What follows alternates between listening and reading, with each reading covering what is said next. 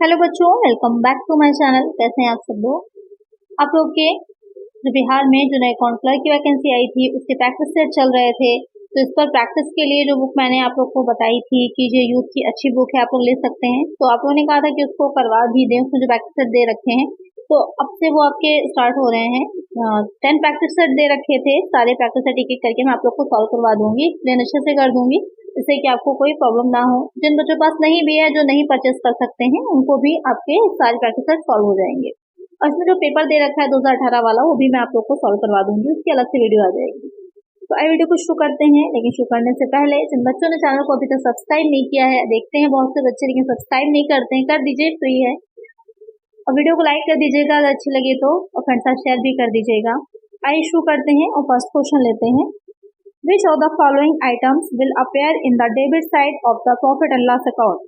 निम्नलिखित में से कौन सी मदें लाभ और हानि खाते के डेबिट पक्ष में दिखाई जाएंगी? Wages, selling and distribution expenses, royalty on production उत्पादन पर वितरण खर्च, और परचेज यानी कि खरीद। तो इसका फॉर्मेट मैंने आप लोगों को क्लासेस की जो वीडियो अपलोड करी थी उसमें दिखाया ही था। जो लाभ और हानि खाता है यानी प्रॉफिट एंड लॉस अकाउंट होता है, उसका फॉर्मेट तो डेबिट साइड में पूछा है। तो इसके दो साइड होते हैं, डेबिट हो जाता है, दूसरा क्रेडिट हो जाता है। डेबिट साइड में क्या होता है, सारे एक्सपेंसेस दिखाए जाते हैं। यहाँ यही पूछा है कि डेबिट में क्या दिखाया जाएगा, लेकिन एक्सपेंसेस किस तरह के एक्सपेंसेस दिखाए जाते हैं। एक ट्रेडिंग अकाउंट बनता है, उसके बाद ट्रेडिंग अकाउंट से क्या निकलता है, हमारा ग्रॉस प्रॉफिट निकल के आता है। जो ट्रेडिंग अकाउंट हम बनाते हैं उससे हमारा ग्रॉस प्रॉफिट निकलता है, और उसके बाद हमारा P&L बनता है। इससे हमारा हो जाएगा, शॉर्ट में अगर लिखें, ग्रॉस प्रॉफिट। और जो दूसरा हम बनाते हैं P&L अकाउंट, P&L अकाउंट से हमारा निकल के आता है जो नेट प्रॉफिट होता है, वो निकल के आता है। तो जो ये ट्रेडिंग अकाउंट बनता है, इसमें आपके डायरेक्ट एक्सपेंसेस सारे आ जाते हैं, और जितने भी इनडायरेक्ट एक्सपेंसेस होते हैं वो P&L में जाते हैं। तो यहाँ पर ये हमें मेनली देख लेना होगा कि कौन सा इनडायरेक्ट एक्सपेंस है, वही आपका आ जाएगा जो प्रॉफिट एंड लॉस अकाउंट है उसके डेबिट साइड में। तो अगर हम वेजेस की बात करें, जो मजदूरी होती है, तो मजदूरी क्या है आपकी, डायरेक्ट एक्सपेंस में आती है, तो ट्रेडिंग में जाती है।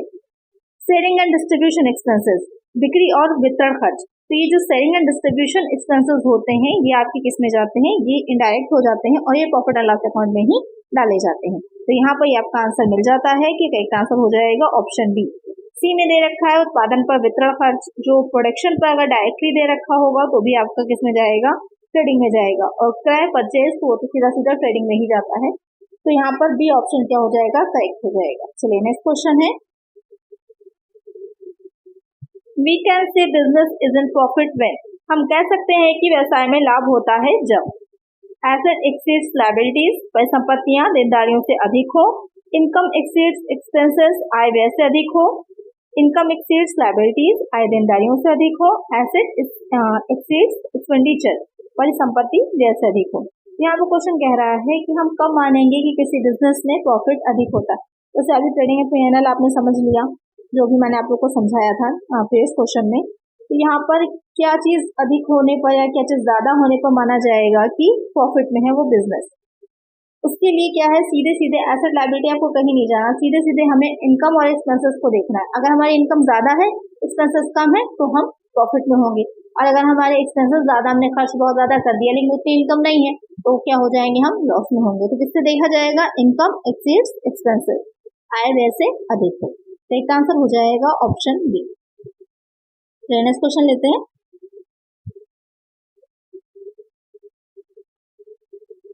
₹100 paid as salary to cashier Dhaval was debited to his personal account. What will be the rectification entry? Cashier Dhawal को वेतन के रूप में दिए गए 100 रुपए उनके निजी खाते से डेबिट कर दिए गए थे। सुधारात्मक प्रविष्टि क्या होगी, यानी कि उनको सैलरी के रूप में 100 रुपीज दिए गए थे, जो मिस्टर धवल हैं, कैशियर हैं जो कि, और उन्होंने क्या किया है, उसको जो एंट्री की गई तो वहां पर उनके पर्सनल अकाउंट से क्या कर दिया गया, उसे डेबिट कर दिया गया। तो अब ये पूछ रहा है कि सुधारात्मक प्रविष्टि क्या होगी, जो एरर हो गई है तो एरर को सुधारने के लिए एंट्री क्या की जाएगी। Dhawal account debit to 100 to salary account 100, Dhawal account debit to 100 rupees to cash account 100, salary account debit to cash account, या फिर salary account debit to Dhawal account. तो धवल का जो अपना पर्सनल अकाउंट है उससे डेबिट कर दिए गए हैं। तो अब हम एंट्री इसको सुधारने के लिए क्या करेंगे, इसको सुधारने के लिए एंट्री क्या हो जाएगी, एंट्री इसमें हो जाएगी हमारी salary account debit to Dhawal account. यहाँ पर धवल का अकाउंट क्रेडिट कर दिया जाएगा, किससे, सैलरी अकाउंट को डेबिट करके। एक आंसर हो जाएगा ऑप्शन डी।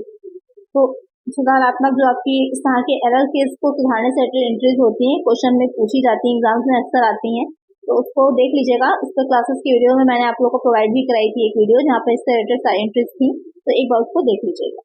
तो नेक्स्ट क्वेश्चन है, trial balance is prepared generally for a period of. जो तलपट होता है, शेष परीक्षण जिसे लिखा गया है, इसको तलपट भी कहते हैं, आमतौर पर निम्नलिखित अवधि के लिए तैयार किया जाता है, 1 वीक, 1 मंथ, 1 क्वार्टर, 1 ईयर।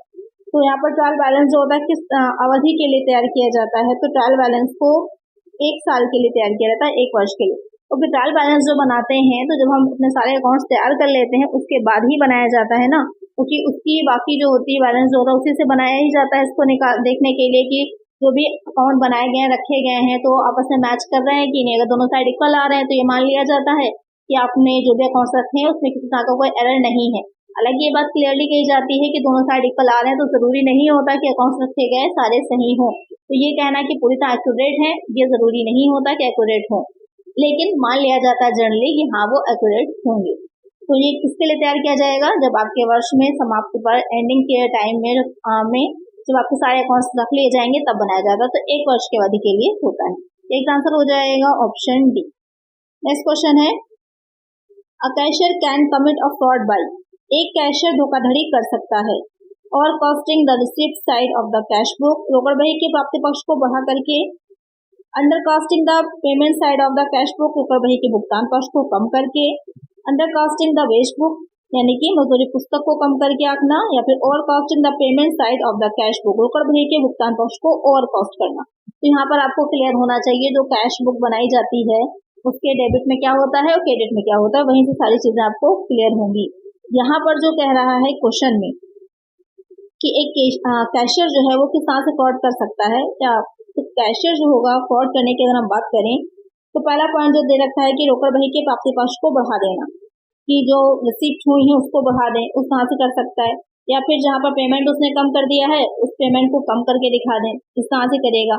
तो मजदूरी पुस्तक को कम करना, या फिर रोकड़ बही के भुगतान पक्ष जो दे रखा होगा उसको अधिक। तो यहाँ पर जो आपका कैश बुक उसने बनाई है उसमें जो पेमेंट साइड है उसको अगर वो ओवर कॉस्ट करके बढ़ा करके दिखा रहा है, तो वहां पर क्या कर रहा है, भुगतान पक्ष यानी कि पेमेंट ज्यादा दिखाई दे रहा है, जितना पेमेंट हुआ नहीं है उससे ज्यादा पेमेंट दिखाई दे रहा है। क्योंकि आपको पता ही होगा जो हम कैश बुक बनाते हैं तो वहां पर कैश बुक में क्या रहेगा, हमेशा ही जो इनकम साइड उसका यानी कि जहाँ पर रिसिप्ट पक्ष उसका जो होता है, प्राप्ति पक्ष वो बड़ा रहता है, भुगतान पक्ष छोटा होता है।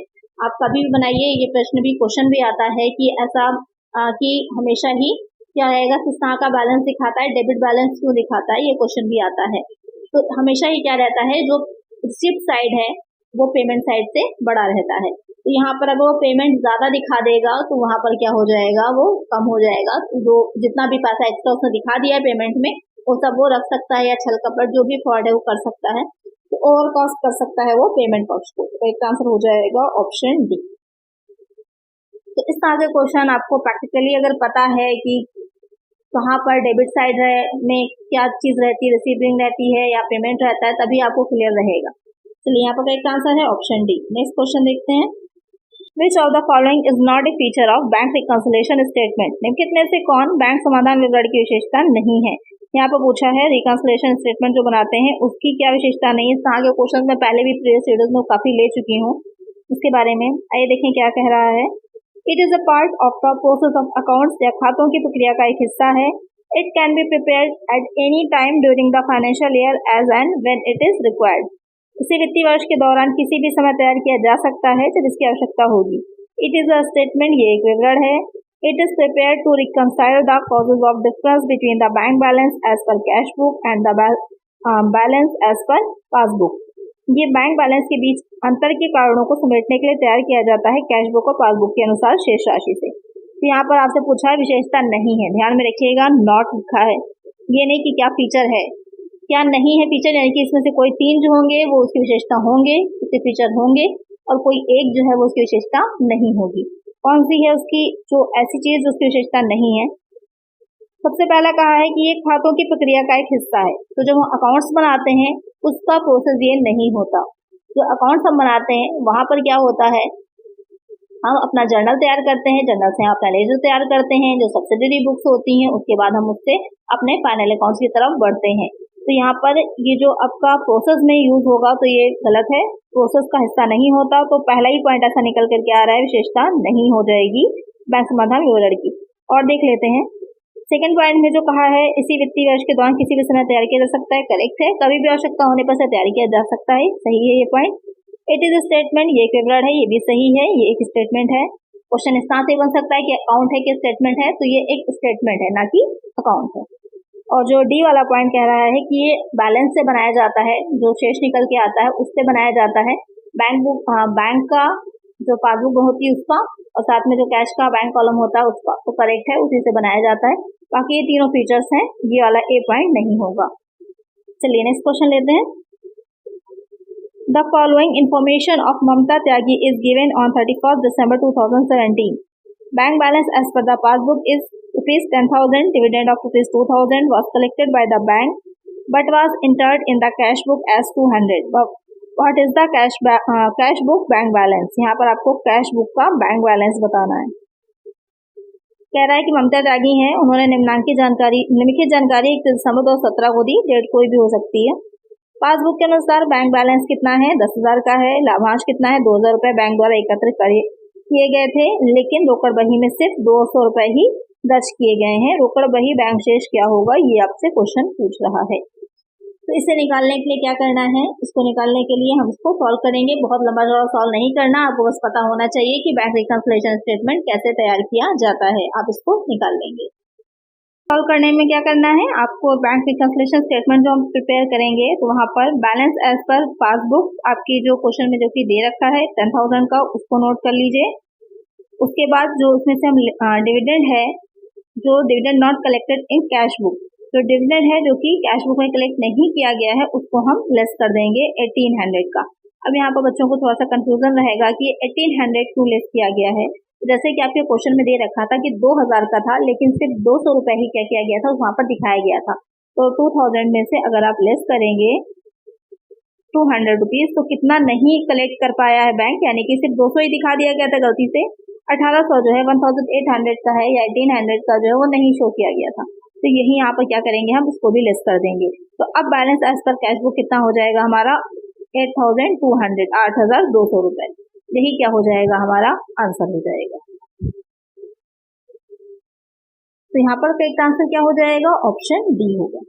तो इस तरह के क्वेश्चन जब भी आए घबराइए नहीं, थोड़ा सा समझ करके। ये क्वेश्चन शायद पहले भी मैं करवा चुकी हूँ आपको प्रीवियस वीडियोज में भी, तो वहाँ पर ध्यान से समझिए कि किस तरह से इसको निकाला जाता है, कहाँ पर क्या रखा जाता है, और आप आंसर आसानी से निकाल लेंगे। चलिए नेक्स्ट क्वेश्चन लेते हैं।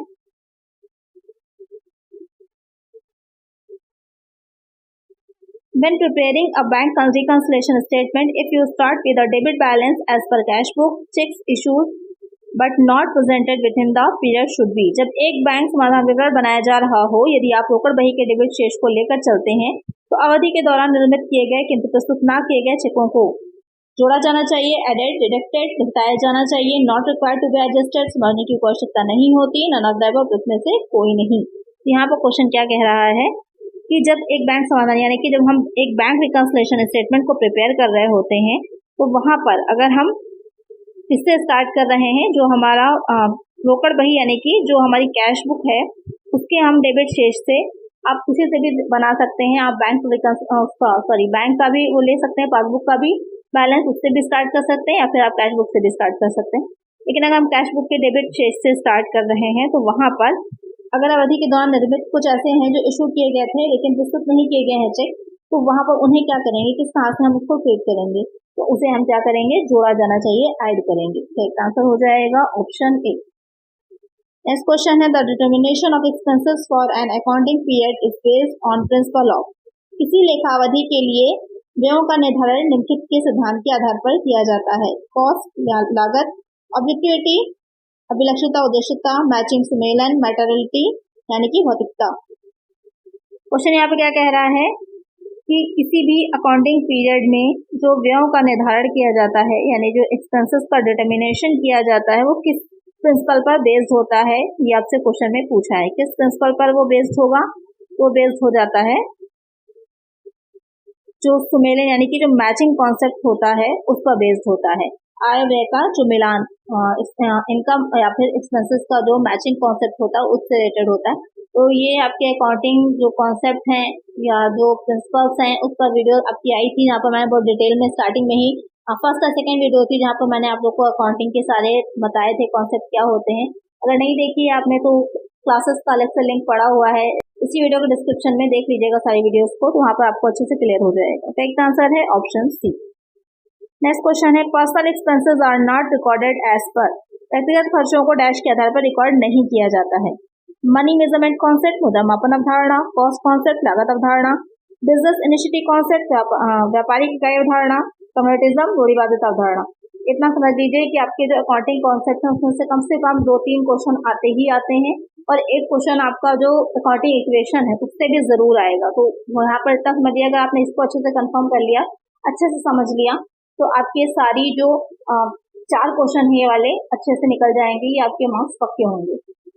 यहाँ पर अगर हम क्यों नहीं अपने जो पर्सनल एक्सपेंसेस उसको ऐड करते हैं, तो वो हो जाती है कि जो एक बिजनेस में ये माना जाता है कि बिजनेस अलग होगा और उसको चलाने वाले लोग जो होते हैं वो अलग होते हैं, उस धारणा पर बेस्ड होता है। वो कौन सी है? वो बिजनेस इनिशिएटिव कॉन्सेप्ट होता है, व्यापारिक इकाई अवधारणा होती है। मुद्रा मापन यानी मनी मेजरमेंट में क्या होता है, वो सारी चीजें ही खाली हम शामिल करेंगे जिनको हम मनी में मेजर कर सकेंगे। लागत अवधारणा लागत के आधार पर ही होता है कि किस तरह से उनकी लागतों को लिया जा रहा है। रूढ़िवादिता अवधारणा, रूढ़िवादिता में ये होता है कि जितने भी फ्यूचर में ऐसी चीजें हैं जो जहाँ पर लॉसेस हो सकते हैं, उन सबका हमें पहले से प्रोविजन करके रखना चाहिए, यानी कि लाभ की प्रत्याशा न करें बल्कि भविष्य में होने वाली हानियों का पहले से ही प्रोविजन करें, उस पर बेस्ड होती है रूढ़िवादिता हो जाएगी। यहाँ पर करेक्ट आंसर है ऑप्शन सी। नेक्स्ट क्वेश्चन है what is the meaning of an audit. लेखा परीक्षा का क्या अर्थ है? An intelligent and critical examination of the books of accounts of business. व्यवसाय खातों की पुस्तकों की एक बुद्धिमान और आलोचनात्मक परीक्षा है। It is done by an independent qualified person. ये एक स्वतंत्र योग्य व्यक्ति द्वारा किया जाता है। It is done with the help of vouchers, document, information and explanation received from the client. यह ग्राहकों से प्राप्त वाउचर, दस्तावेजों, सूचनाओं और स्पष्टीकरणों की मदद से किया जाता है। The auditor satisfies himself with the authenticity of the financial accounts prepared for a particular period। लेखा परीक्षक किसी विशेष अवधि के लिए तैयार किए गए वित्तीय खातों की प्रामाणिकता से खुद को संतुष्ट करता है। तो यहाँ पर आपके कोड दे रखे हैं कुछ, जरूरी नहीं है कि आपका कोई 2 सही हो, 3 सही हो, सब भी सही हो सकते हैं, या उसमें से कोई आपके 2-3 पॉइंट सही हो सकते हैं। तो ये देख लेते हैं ऑडिट क्या होता है। तो यहाँ पर पहला पॉइंट जो दे रखा है कि व्यवसाय की खातों की पुस्तकों की एक आलोचनात्मक परीक्षा है, करेक्ट हो जाएगा। ये एक स्वतंत्र व्यक्ति द्वारा इंडिपेंडेंट क्वालिफाइड पर्सन द्वारा करी जाती है, ये भी करेक्ट है। थर्ड पॉइंट में क्या कह रहा है कि ये जो वाउचर्स होते हैं, जो डॉक्यूमेंट्स रखे गए हैं उसके बेसिस पे होती है, ये भी करेक्ट है। और फोर्थ पॉइंट जो कह रहा है कि विशेष अवधि के लिए तैयार किए गए जो आपके एक स्पेसिफिक अकाउंट्स की बुक्स होती हैं, अकाउंट्स होते हैं, उनके बेसिस पे होती है कि उनकी प्रामाणिकता मतलब सही से रखे गए, नहीं रखे गए, प्रिंसिपल्स के अकॉर्डिंग रखे गए, नहीं रखे गए, इसकी जांच करना, करेक्ट है ये भी। तो यहाँ पर चारों ही पॉइंट करेक्ट है, तो यहाँ पर जो ऑप्शन डी दे रखा है ऑल, वो करेक्ट हो जाएगा। करेक्ट आंसर होगा ऑप्शन डी। तो नेक्स्ट क्वेश्चन है which of the following is not an example of audit required by law. इनमें से कौन सा विधि द्वारा अपेक्षित लेखा परीक्षा का एक उदाहरण नहीं है। यहाँ पर कह रहा है कि कौन सा ऐसा, मतलब इसमें से जो आपके 4 दे रखे हैं उसमें कौन सी ऐसी चीज है जो विधि द्वारा यानी कि रिक्वायर्ड नहीं है कि उसका क्या किया जाए, ऑडिट किया जाए। पहला पॉइंट है companies governed by the companies act 2013, Hindu undivided family life insurance corporation of India, companies supplying electricity under the electricity supply act 1948। तो किसका नहीं है? तो यहाँ पर क्योंकि नहीं पूछा है तो एक चीज का ध्यान रखिएगा, जो भी आपके स्पेशली बनाए गए अधिनियम होते हैं, एक्ट होते हैं, तो वहाँ पर उनका जरूरी होता है, लेकिन जो आपकी हिंदू अनडिवाइडेड फैमिली यानी कि HUL जिसे शॉर्ट में कहते हैं उसका कंपल्सरी नहीं होता। एक आंसर हो जाएगा ऑप्शन बी। नेक्स्ट क्वेश्चन है which type of audit is conducted through out the year. किस प्रकार का अंकेक्षण वर्ष भर चलता है? एनुअल ऑडिट, वार्षिक अंकेक्षण, इंटरिम ऑडिट अंतरिम, कंटिन्यूअस चालू अंकेक्षण, कंप्लीट ऑडिट पूर्ण अंकेक्षण। क्या क्वेश्चन कह रहा है कि कौन सा ऑडिट है जो आपका साल भर चलता रहता है। तो आपको पता ही है किस तरह का ऑडिट होता है, जो कंटिन्यूअस ऑडिट होता है वो साल भर चलता रहता है। तो एक आंसर हो जाएगा ऑप्शन सी। और एनुअल ऑडिट जो कि आपके जब अकाउंट जो रखे गए हैं या जो जिस टाइम पीरियड के लिए रखे गए वो अवधि समाप्त हो जाती है, यानी 1 वर्ष की जो होती है जनरली, उसके बाद ऑडिट होता है। इंटरिम ऑडिट जो होता है तो जब आपके जो अकाउंट्स होते हैं उनको बीच में ही तैयार कर लिया जाता है, किसी भी अकाउंटिंग पीरियड के बीच में ही, जैसे कि जब इंटरिम डिविडेंड घोषित करना होता है तो उस टाइम पर क्या होता है, अकाउंट्स अपने तैयार कर लिए जाते हैं, तो वहां पर जो ऑडिट होता है वो इंटरिम ऑडिट हो जाता है। कंप्लीट यानी कि जितनी भी बुक्स रखी गई जब सबका ऑडिट होता है तो आपका हो जाता है कंप्लीट ऑडिट। और जो वर्ष भर चलता रहेगा लगातार, यानी कि जो ऑडिटर होगा उसके जो भी एम्प्लॉयज होते हैं उसके साथ जो काम कर रहे हैं वो आते रहते हैं और बराबर खातों की जो अकाउंट्स रखे गए उनकी जांच होती रहती है, तो आपका कंटिन्यूअस ऑडिट यानी कि इसे सतत अंकेक्षण भी बोलते हैं, ध्यान में रखिएगा। चलिए नेक्स्ट क्वेश्चन है, which of the following are examples of type of voucher? निम्नलिखित में से कौन वाउचर के प्रकार के उदाहरण हैं? परचेज रिक्विजिशन स्लिप, खरीद मांग पर्ची, परचेज इनवॉइस, खरीद चालान, गेट कीपर्स नोट या फिर बैंक पेइंग स्लिप। यहाँ पर क्वेश्चन क्या कह रहा है, कौन से वाउचर के उदाहरण होते हैं, वाउचर्स जो होते हैं उनके उदाहरण। तो यहाँ पर 4 पॉइंट दे रखे हैं, कौन सा करेक्ट है आपको ये बताना है। तो पहला वाला जो दे रखा है ये भी सही है, आपका सेकंड वाला भी सही है, थर्ड भी और फोर्थ भी, चारों ही क्या है वाउचर्स के एक तरह का जो साक्ष्य के तौर पे होता है जिसके बेसिस पे ऑडिटिंग में जो प्रमाणन का काम होता है, वाउचिंग का काम होता है वो किया जाता है। तो ये चारों ही आ जाते हैं इसमें, तो करेक्ट आंसर हो जाएगा option D, all of the above. चलिए नेक्स्ट क्वेश्चन है with respect to income taxable under the head salaries which of the following is not fully taxable? वेतन शीर्षक के तहत कर योग्य आय के संबंध में निम्नलिखित में से कौन पूरी तरह से कर योग्य नहीं है? Commission, bonus, children education allowance, drainage allowance.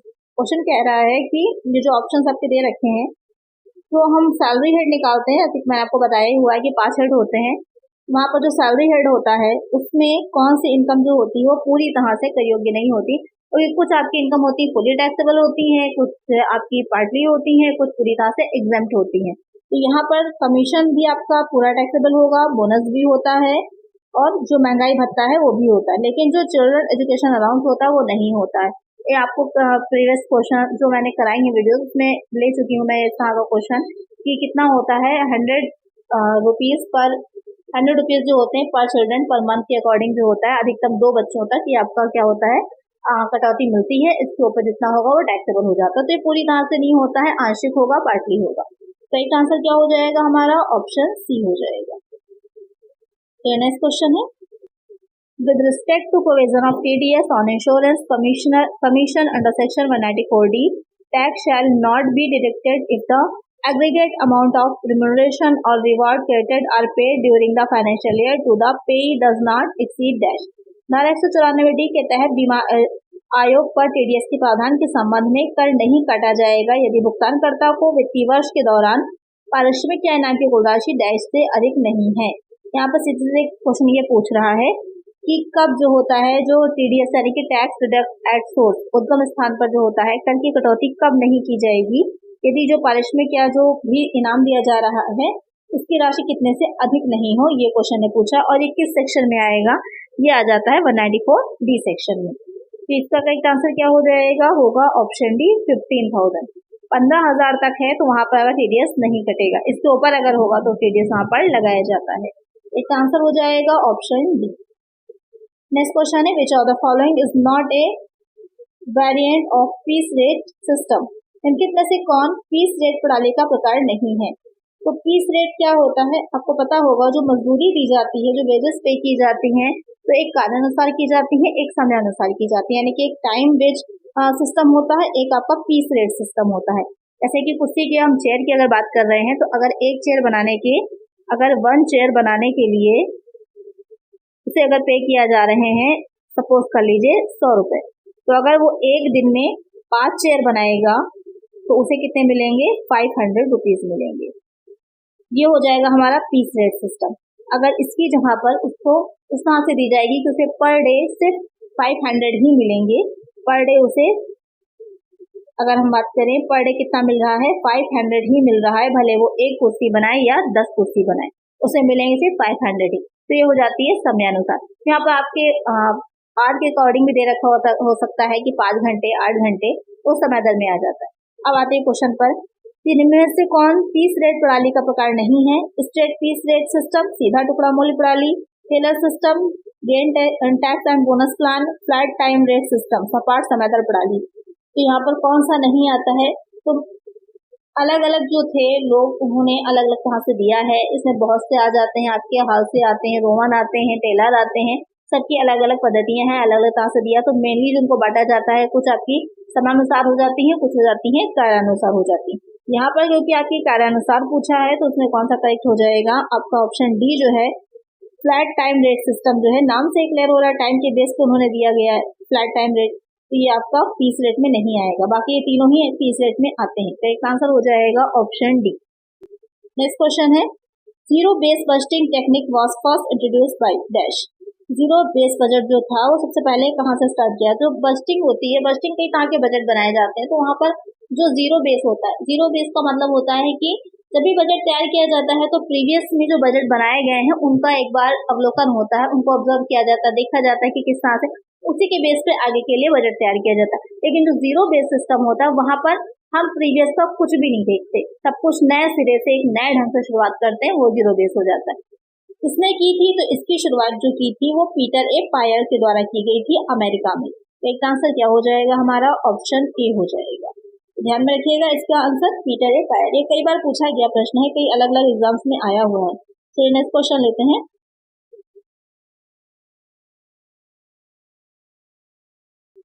Just in time is a technique that in Japan and use for.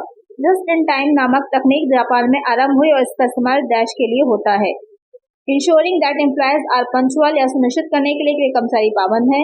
Better inventory control, reducing payment of overtime wages, समयोपरि मजदूरी के भुगतान को कम करना, या फिर optimising the outlay on incoming supplies, आवक आपूर्ति पर परिव्यय का अनुकूलन करने के लिए।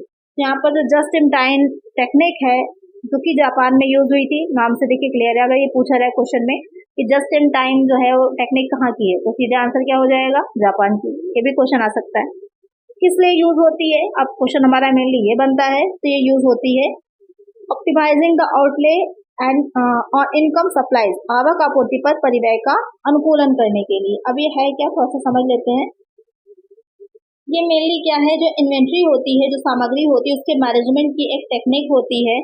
इसमें क्या देखा जाएगा कि जो रॉ मटेरियल होता है, कच्चा माल होता है, कि उस कच्चे माल की, उस रॉ मटेरियल की जो सप्लाई है वो ठीक टाइम से अपने जहाँ पर प्रोडक्शन किया जा रहा है वहां तक इजिली सही से टाइमली पहुंच जाए, और उसमें उसकी जो हैंडलिंग कॉस्ट आ रही है, उसकी जो कैरिंग कॉस्ट आ रही है, रख रखाव की लागत है, भंडारण की, उसकी स्टोरिंग की कॉस्ट है, वो कम रहे, बहुत ज्यादा ना आए, जिससे कि ज्यादा ना तो टाइम का वेस्टेज हो, ना तो मनी का वेस्टेज हो। तो ये हो जाता है आपका optimising the outlay on incoming supply.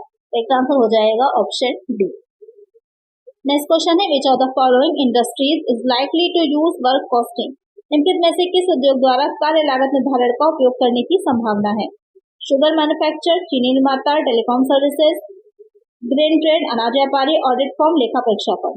Question कह रहा है इसमें से कौन सी इंडस्ट्री ऐसी है जो कि वर्क कॉस्टिंग कार्य लागत निर्धारण का यूज करेगी, टेक्निक का प्रयोग करेगी। तो आप इसमें से क्या हो जाएगा, तो यहाँ पर जो क्वेश्चन आपका कह रहा है कि किसमें यूज होता है, जो शुगर मैन्युफैक्चरिंग, चीनी निर्माता होते हैं वो यूज करते हैं प्रोसेस कॉस्टिंग का, क्योंकि कई प्रोसेस में से गुजर करके जो चीनी होती है, जो शुगर होती है वो बनाई जाती है, तो वहाँ पर प्रक्रिया लागत में भी प्रोसेस कॉस्टिंग का यूज होता है। जो टेलीकॉम सर्विसेज होती हैं तो मेनली जो सर्विसेज हैं वो आपका ऑपरेटिंग कॉस्टिंग का यूज करती हैं। जो ऑडिट फर्म होती हैं, ऑडिट फर्म जो होंगी उनके द्वारा वर्क कॉस्टिंग का यूज किया जाता है कार्य लागत का निर्धारण करने के लिए, कि किस तरह से एक फर्म जो होगी या जो ऑडिट फर्म होती है उसमें क्या लागत आ रही है प्रोजेक्ट की, या जो जॉब्स वो रख रही है उन सब की। तो यहाँ पर का आंसर क्या हो जाएगा, ऑप्शन डी हो जाएगा। नेक्स्ट क्वेश्चन है, the extra cost incurred to produce one additional unit is called dash. एक अतिरिक्त इकाई के उत्पादन में लगने वाली अतिरिक्त लागत कहलाती है। Semi variable cost, variable cost, direct cost, marginal cost. बहुत सिंपल सा क्वेश्चन है ये। जब आप जैसे कि आप एक एग्जांपल ले लेते हैं, 1000 इकाइयां बना रहे हैं और उसको बनाने के लिए जो आपकी लागत आ रही है वो 1 लाख की आ रही है। अब आप अगर जो 1000 एक इकाई आपने बनाई और अब जो आपकी लागत आई वो कितनी आ गई, 1,100,000 रुपए आ गई। तो ये एक इकाई बढ़ी, लागत कितनी बढ़ी, 100। तो क्या है, ये 100 रुपए क्या हो जाएंगे आपके, मार्जिनल कॉस्टिंग हो जाती है, सीमांत लागत कहलाती है। फिर इसका आंसर क्या हो जाएगा, ऑप्शन डी हो जाएगा। और जो सेमी वेरिएबल है तो उसमें कुछ आपका फिक्स रहता है, कुछ वेरिएबल रहता है। वेरिएबल क्या रहती है, जो कि परिवर्तनशील लागत होती है, जितना आप उत्पादन बढ़ाएंगे उसके साथ साथ घटती बढ़ती रहती है। डायरेक्ट कॉस्ट प्रत्यक्ष लागत जो होती है, जो डायरेक्टली जुड़ी रहती है कोई भी प्रोडक्शन आप कर रहे हैं उससे। यहाँ पर करेक्ट आंसर है ऑप्शन डी। नेक्स्ट क्वेश्चन है, अ कंपनी इज, एक कंपनी है, एन आर्टिफिशियल पर्सन, एक कृत्रिम व्यक्ति, सिटीजन, नागरिक, both 1 and 2, none of the above. तो एक कंपनी क्या है, तो कंपनी लॉ की जो मैंने वीडियो आप लोग के अपलोड करी थी तो उसमें मैंने बताया था कि एक कंपनी जो है वो नागरिक नहीं होती, सिटीजन नहीं होती। क्यों नहीं होती? क्योंकि उसको वोट देने का राइट नहीं होता, मताधिकार का अधिकार नहीं होता है, लेकिन उसे एक कृत्रिम व्यक्ति माना जाता है, एक आर्टिफिशियल पर्सन माना जाता है। तो एक आंसर हो जाएगा ऑप्शन ए। नेक्स्ट क्वेश्चन है, XYZ Limited issued 5,000 equity shares of ₹10 each, payable of ₹2 on application, ₹3 on allotment, ₹2 on first call, and the balance in the final call. The amount to be debited to bank account at the time of receipt of first call money will be। XYZ Limited ने 10 रुपए प्रतिअंश 5,000 समतांश क्या किए हैं, जारी किए हैं। उन्होंने application money 2 रुपए ली, अलॉटमेंट जब किया तो 3 रुपए लिए, जब फर्स्ट कॉल की तो 2 रुपए, और अंतिम कॉल पर यानी कि जितने भी बचे थे वो शेष कितने बचे, 2 रुपए यहाँ पर लिए, 3 रुपए यहाँ पर 2 रुपए, तो टोटल कितना हो गया, 7 रुपीज वो ले चुका है। तो कितने रिमेनिंग है, जो फाइनल कॉल वो करता तो 3 रुपीज लेता। अब क्या कह रहा है, प्रथम याचना राशि की प्राप्ति के समय बैंक खाते में डेबिट की जाने वाली राशि होगी। जब वो फर्स्ट कॉल कर रहा है तो वहाँ पर कितनी अमाउंट से उसका जो अकाउंट है बैंक अकाउंट उसको डेबिट किया जाएगा। यहाँ पर आपको पता होना चाहिए कि बस एंट्री कैसे की जाती है, और उतना ही आपके क्वेश्चन ने पूछा है। जैसे कि आप स्क्रीन पर देख रहे होंगे, जो एंट्री की जाएगी वो किस तरह से होगी। सबसे पहले share first call account debit हो जाएगा 10,000 का, तो शेयर कैपिटल 10,000 की। यहाँ पर क्योंकि आपके 5,000 शेयर हैं और 2 रुपए मांगे गए हैं, यहाँ पर 5,000 शेयर है और 2 रुपए आपके फर्स्ट कॉल पे मांगे गए हैं, तो उसी की एंट्री हो जाएगी 5,000 into 2 हो जाएगा 10,000 का। और बैंक अकाउंट में भी वही 10,000 आपके ट्रांसफर हो जाएंगे। ये सिर्फ आपके लास्ट वाला जो फाइनल कॉल जो कंफ्यूज करने के लिए दे रखा है, कोई मतलब नहीं था इसका। मेन जो पूछा गया था फर्स्ट कॉल को पूछा गया था, तो यहीं पर करेक्ट आंसर आपका निकल के आ जाएगा 10,000। आंसर हो जाएगा ऑप्शन सी। ये तो बहुत इजी लेवल है, इसके ऊपर आपके जो भी पूछा जाता है फॉर फीचर्स से अगर आती है तो वो थोड़ा सा डिफिकल्ट होता है। तो उस पर एक अलग से मैंने वीडियो अपलोड करी है जहाँ पर आपको सिर्फ इसी के बारे में अच्छे से समझाया गया है कि किस तरह से फॉर फीचर पे क्या एंट्री की जाती है, तो आपको कोई कंफ्यूजन ना हो। कितना रिमेनिंग अमाउंट बचा है उसको भी कहाँ ट्रांसफर करना है, कैसे करना है, कितना कैपिटल रिजर्व में करना है, उस सारी चीजें वहाँ पर मैंने समझाई हैं। उस वीडियो को देख लीजिएगा, काफी अच्छा वहाँ पर मैंने डिटेल में समझाया हुआ है। तो नेक्स्ट क्वेश्चन लेते हैं, balance of share forfeiture account is shown in the balance sheet under the item. अंश फलड़ खाते के शेष को चिट्ठे में प्रदर्शित किया जाता है। करंट लायबिलिटीज एंड प्रोविजन चालू दायित्व एवं प्रावधान मद के अंतर्गत, रिटर्न सरप्लस संचय अधिशेष के अंतर्गत, शेयर कैपिटल अकाउंट अष्टभुजी खाता के अंतर्गत, अनसिक्योर्ड लोन आरक्षित ऋण के अंतर्गत। क्वेश्चन कह रहा है कि जो फॉरफीचर अकाउंट होता है उसमें जो बैलेंस होता है उसको चिट्ठे में हम जो दिखाएंगे तो कहाँ पर किस हेड में दिखाते हैं, किसके अंडर में दिखाते हैं, तो किसके अंडर में दिखाएंगे उसे हम रिजर्व सरप्लस संचय अधिशेष के अंडर में दिखाते हैं। तो एक आंसर हो जाएगा ऑप्शन बी। क्वेश्चन है, interest on debentures is calculated on. ऋण पत्रों पर ब्याज की गणना की जाती है। Its face value, it's issue price, market price, redemption price. ये बहुत इजी से क्वेश्चन है, इसमें कुछ खास नहीं होता, लेकिन एग्जाम में घुमा देते हैं पूरा तरह से, दिमाग को आपके कंफ्यूज हो जाते हैं कि आंसर क्या होगा, समझ में नहीं आता है। तो बहुत इजी सा क्वेश्चन है। ऋण पत्रों पर जो ब्याज होता है उसकी गणना हम किस वैल्यू पर करते हैं, तो किस वैल्यू पर करेंगे उसकी गणना हम इसकी फेस वैल्यू पर करते हैं, अंकित मूल्य पर करते हैं। डिबेंचर्स तो सबसे इजी होते हैं क्योंकि डिबेंचर्स के साथ उसकी जो इंटरेस्ट रेट होता है वो जुड़ा रहता है। 6% डिबेंचर है, 10% है, 8% है, 9%, जितना भी उसको इंटरेस्ट रेट देना है वो साथ में लगी रहती है। इक्विटी शेयर्स जो होते हैं वहां पर नहीं पहले से प्री डिसाइड होता, लेकिन डिबेंचर्स या प्रेफरेंस शेयर्स होते हैं वहां पर तो डिसाइडेड रहता है। एक आंसर हो जाएगा ऑप्शन ए। नेक्स्ट क्वेश्चन है, when a company gives fixed amount of percentage from the earnings of the company it is called as. जब कोई कंपनी उसकी आय से नियत राशि का प्रतिशत प्रदान करती है तब ये डैश कहलाती है। डिविडेंड टैक्स पॉलिसी, लाभांश कर नीति, डिविडेंड राइट रेशियो पॉलिसी, लाभांश सही अनुपात नीति, dividend pay out ratio policy, लाभांश भुगतान अनुपात नीति, या फिर dividend by out ratio policy, लाभांश क्रय अनुपात नीति। यहाँ पर क्वेश्चन क्या कह रहा है कि जब कोई कंपनी है उसकी जितनी भी इनकम हो रही है उसने अपनी इनकम से वो कोई फिक्स प्रतिशत या फिक्स परसेंटेज डिसाइड कर लेती है अलग करती है तो वो अमाउंट क्या कहलाता है या वो चीज क्या कहलाती है, उस तरह की उसकी जो पॉलिसी वो बना रही है वो पॉलिसी क्या कहलाती है, ये क्वेश्चन पूछता है। उसे कहा जाता है dividend pay out ratio policy, लाभांश भुगतान अनुपात नीति।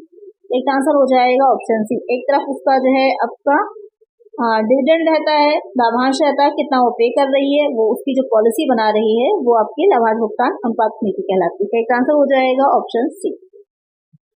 नेक्स्ट क्वेश्चन है, Which of the following do not fall under the category of systematic risk? निम्न में से कौन क्रमबद्ध जोखिम की श्रेणी में नहीं आता है? मार्केट रिस्क, बाजार का जोखिम, इंटरेस्ट रेट रिस्क, ब्याज दर जोखिम, परचेजिंग पावर रिस्क, क्रय शक्ति जोखिम, या फिर फाइनेंशियल रिस्क, वित्तीय जोखिम। क्वेश्चन क्या गया है, सिस्टमैटिक रिस्क इसमें से कौन सा नहीं है, आपको ये बताना है। तो यहाँ पर जो रिस्क की अगर बात की जाए तो दो टाइप के रहते हैं जनरली, जो सिस्टमैटिक होते हैं और अनसिस्टमैटिक होते हैं। तो जो सिस्टमैटिक रिस्क होते हैं यानी कि जो क्रमबद्ध जोखिम कहलाते हैं वो किस तरह के रहते हैं, इसमें रिफर्ड किससे होते हैं, ये नॉन डाइवर्सिबल होते हैं। एक तो ये कंप्लीट मार्केट को जो है इंक्लूड करते हैं अपने अंदर। जो सिस्टमैटिक रिस्क होते हैं कितने टाइप के रहते हैं आपके, इंटरेस्ट होते हैं, इन्फ्लेशन रिस्क या फिर मार्केट रिस्क। जो अनसिस्टमैटिक होते हैं ये मेनली जो किससे जुड़े रहेंगे, जो कंपनी होती है उससे ही जुड़े रहते हैं, और ये माइक्रो इकोनॉमिक फैक्टर होते हैं, जबकि ये क्या रहेंगे सिस्टमैटिक, ये मैक्रो इकोनॉमिक। मैक्रो क्या हो जाता है, जो व्यस्त यानी व्यापक जो होती है, और जो अनसिस्टमैटिक वाले हो जाएंगे माइक्रो, वो क्या हो जाती है आपके छोटे पैमाने पर सूक्ष्म जो होती है उससे रिलेटेड होते हैं, वातावरण जो बिजनेस रहेगा, एनवायरमेंट रहेगा उससे। तो इसमें कौन सा आ जाता है, बिजनेस रिस्क आ जाता है और फाइनेंशियल रिस्क आ जाता है। यहाँ पर जो क्वेश्चन आपके पूछ रहा था कि कौन सा नहीं है जो सिस्टमैटिक रिस्क है, तो कौन सा नहीं हो जाएगा, फाइनेंशियल रिस्क। एक आंसर हो जाएगा ऑप्शन डी, क्योंकि जो फाइनेंशियल रिस्क है वो कौन सा हो जाएगा, वो नॉन सिस्टमैटिक रिस्क है। चलिए नेक्स्ट क्वेश्चन है, in which policy of working capital management the permanent current assets are financed by shortly term financing.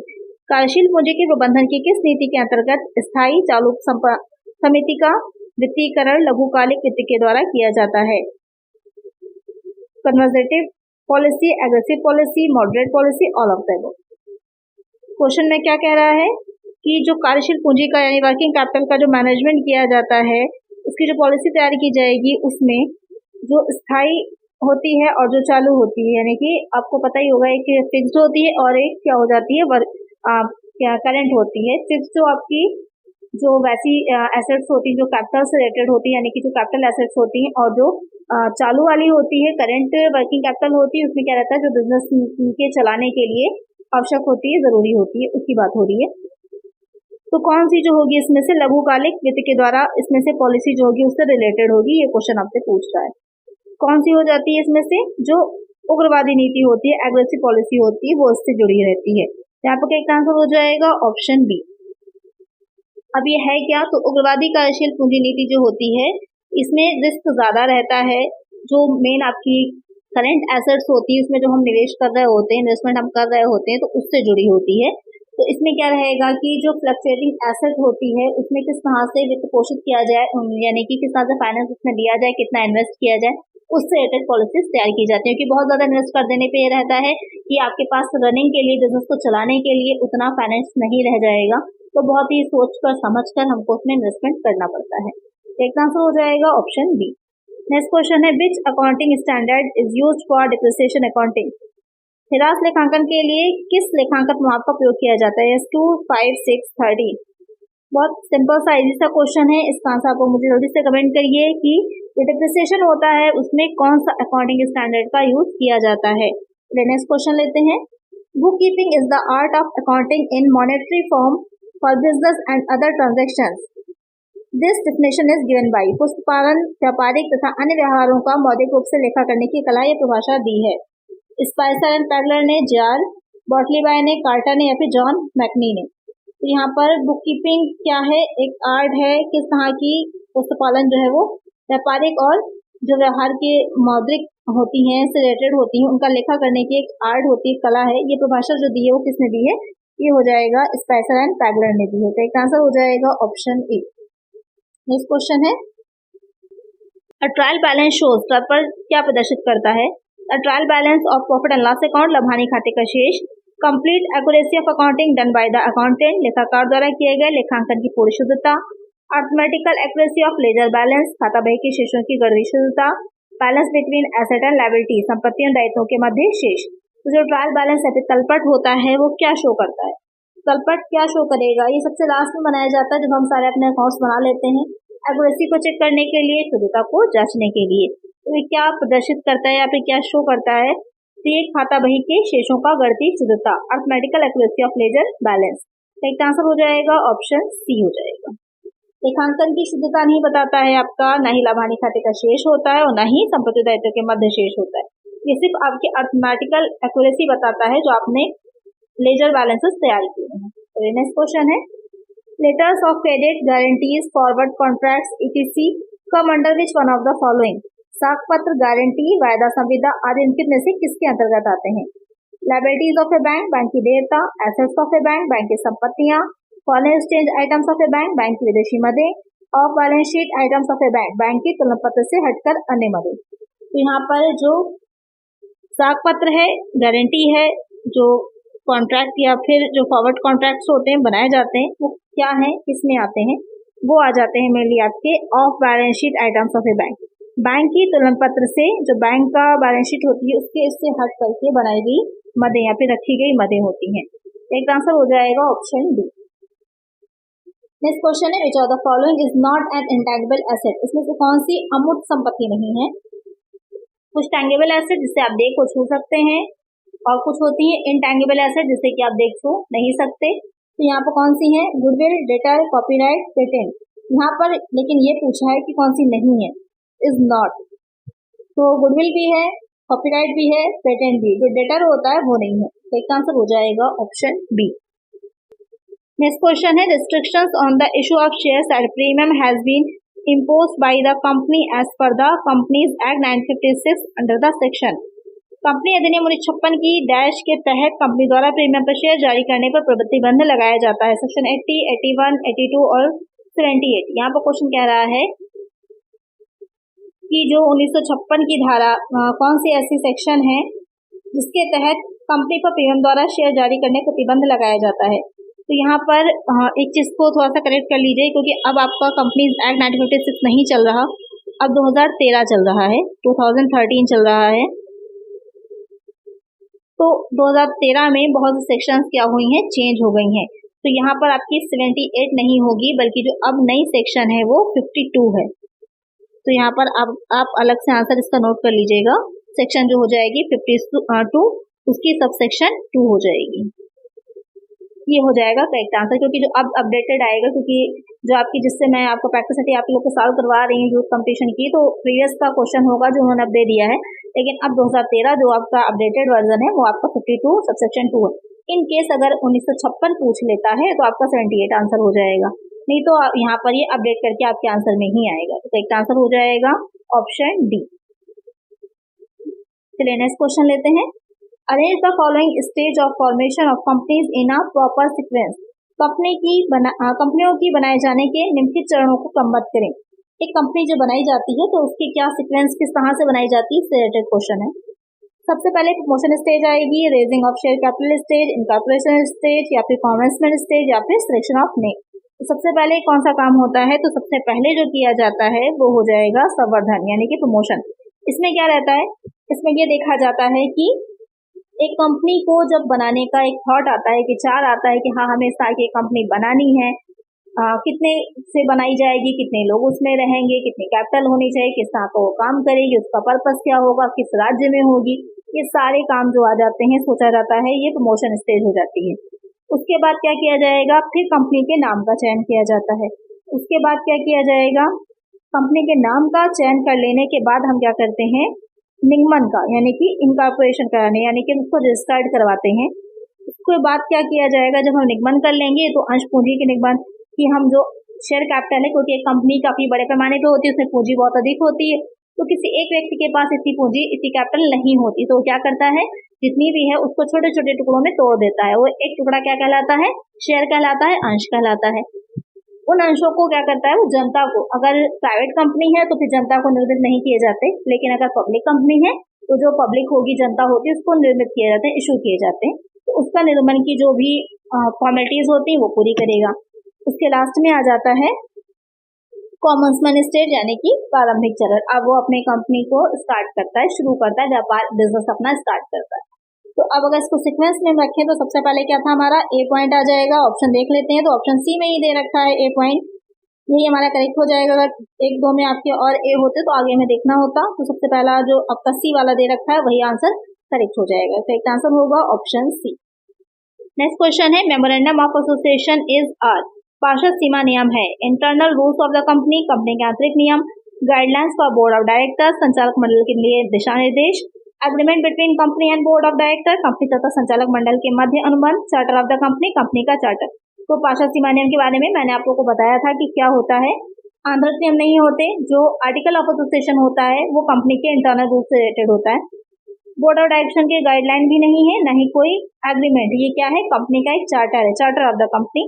ये बताता है कि कंपनी क्या काम कर सकती है, कहाँ तक कंपनी की पूंजी निर्मित हो सकती है, थोराइज कैपिटल क्या है, उसका रजिस्टर्ड कार्यालय कहाँ होता है, लायबिलिटीज उसकी क्या क्या है, ये सारी चीजें दे रखी होती हैं आपके मेमोरेंडम ऑफ एसोसिएशन में। इसको शॉर्ट में हम क्या बोलते हैं, एमओए भी लिखा हो सकता है, पूरा हो सकता है आपका डिटेल में ना दे, सिर्फ एमओए ही लिखा रहे, उसका मतलब ही पार्षद सीमा नियम है। करेक्ट आंसर हो जाएगा ऑप्शन डी। क्वेश्चन है प्रलेख जिसमें कंपनी के आंतरिक प्रबंध संबंधी नियम दिए गए होते हैं उसे कहते हैं। यहाँ पर क्वेश्चन क्या कह रहा है कि जो इस तरह के लेख यानी कि जो इस तरह के डॉक्यूमेंट्स तैयार किए जाते हैं, हिंदी में ही दे रखा है, इंग्लिश नहीं दी है यहाँ पर, तो इसको मैं समझा देती हूँ आप लोगों को। जो आंतरिक यानी कि इंटरनल रूल्स के लिए, जो इंटरनल मैनेजमेंट के लिए जो डॉक्यूमेंट बनाया जाता है, बुक बनाई जाती है, वो क्या कहलाती है, तो आपको पता ही है, मैंने बताया था। इंटरनल जो होंगे वो हो जाते हैं आर्टिकल ऑफ एसोसिएशन में, यानी कि जो अंतर नियम होते हैं, पार्षद अंतर नियम जिसे कहा जाता है उसमें। जैसे कि यहाँ पर दे रखा है आपका आर्टिकल ऑफ एसोसिएशन, तो करेक्ट आंसर क्या हो जाएगा हमारा, ऑप्शन सी हो जाएगा। इसको इस तरह से भी आपका दे रखा हो सकता है AOA, और मेमोरेंडम ऑफ एसोसिएशन क्या हो जाता है, MOA हो जाता है। ये क्या है, प्रवरण पत्र जो होता है प्रोस्पेक्टस है,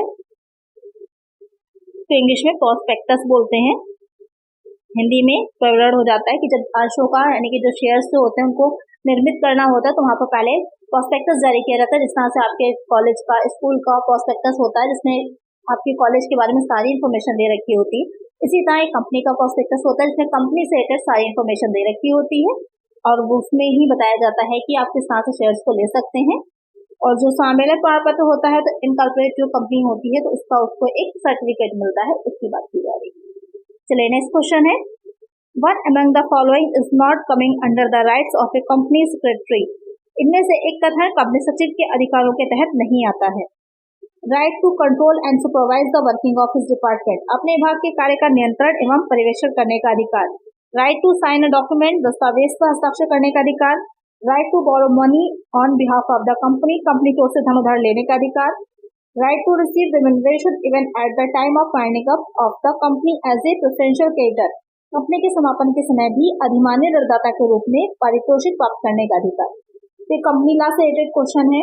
अगर कंपनी लॉ की आप बहुत से क्वेश्चन चाह रहे हैं तो इसकी एक अलग से कंपनी लॉ MCQs के नाम से मेरे चैनल पर लिस्ट बनी है, उसका लिंक मैं डिस्क्रिप्शन में दे दूंगी, जैसे कि आप स्क्रीन पर देख रहे होंगे। इन वीडियोस को देख लीजिए, बहुत ज्यादा नहीं है, ना ही बहुत ज्यादा बड़ी वीडियोस है, छोटी छोटी सी वीडियोस हैं 10-10, 12-12 मिनट की। आप एक बार देख लीजिए तो वहां पर आपको कंपनी लॉ से रिलेटेड बहुत सी चीजें क्लियर हो जाएंगी, बहुत से क्वेश्चन उसमें आपके दे रखे हैं, तो सब प्रिपेयर हो जाएगा पूरा एक तरह से। तो एक बार थोड़ा सा टाइम निकाल करके उनको देख लीजिएगा।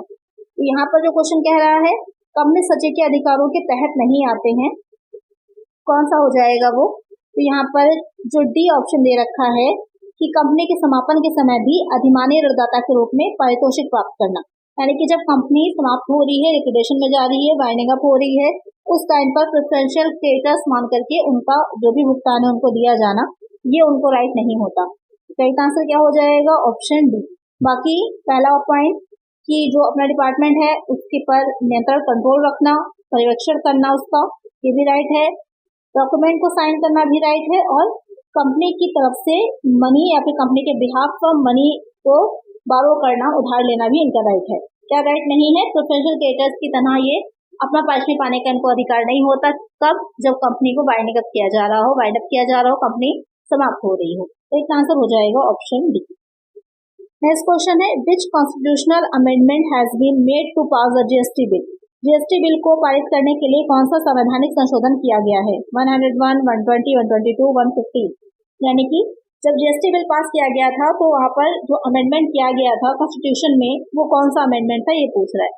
तो कौन सा था? वो आपका था 101वां 101। एक आंसर हो जाएगा ऑप्शन ए।